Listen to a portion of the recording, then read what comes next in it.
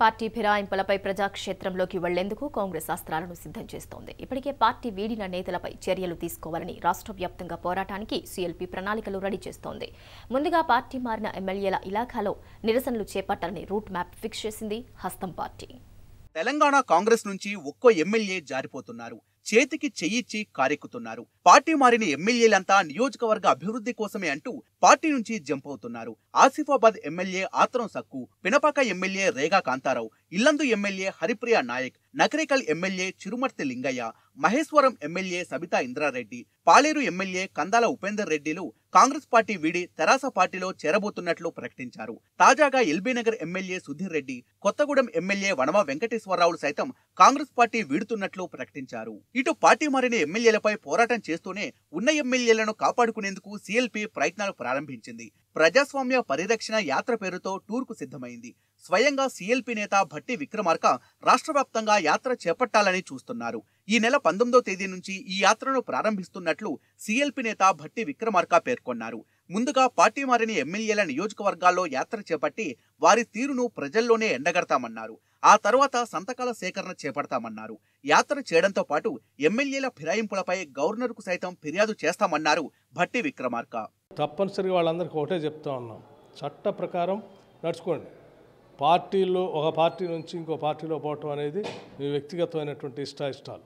ఒకవేళ ఈ పార్టీ నచ్చలేదనుకో, ఈ విధానాలు నచ్చలేదనుకో, ఈ పార్టీ ద్వారా సంక్రమించిన శాసనసభ సభ్యత్వానికి రాజీనామా చేసి వెళ్ళండి.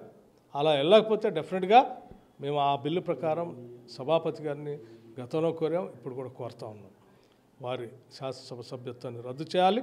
వారు ఒకవేళ దాంట్లో కల్పించుకోకపోతే ఈ రాజ్యాంగాన్ని కాపాడటం కోసం భారత రాష్ట్రపతి రాజ్యాంగ ప్రతినిధిగా ఈ రాష్ట్రంలో ఉన్న గవర్నర్ గారిని కూడా కలుస్తాం.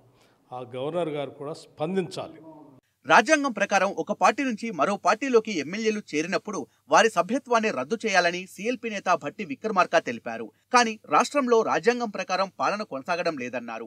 ఇది రాష్ట్రానికే కాదు, భారతదేశానికే పెను ప్రమాదంగా మారనుందన్న ఆవేదన వ్యక్తం చేశారు. రాజ్యాంగ విరుద్ధంగా వ్యవహరిస్తున్న ప్రభుత్వాన్ని రద్దు చేయాలని సీఎల్పీ నేత డిమాండ్ చేశారు. ఇతను ముఖ్యమంత్రిగా రాజ్యాంగం మీద ప్రమాణం చేసి ముఖ్యమంత్రిగా వచ్చారు. రాజ్యాంగాన్ని రక్షిస్తానని, రాజ్యాంగబద్ధంగా పరిపాలన చేస్తా అన్నాడు. అంటే రాజ్యాంగంలో ఉన్న అన్నిటినీ ప్రొటెక్టర్గా ఉండాలి. ప్రొటెక్టర్గా ఉండాల్సిన ముఖ్యమంత్రి ఆ 10th షెడ్యూల్లో ఉన్న యాంటీ డిఫెక్షన్ బిల్లుకు వ్యతిరేకంగా ఈరోజు వేరే పార్టీలో గెలిచిన వాళ్ళని నీ పార్టీలోకి ఆహ్వానించి చేర్చుకోవటం అంటే నువ్వు రాజ్యాంగ ఉల్లంఘన చేస్తున్నట్టే.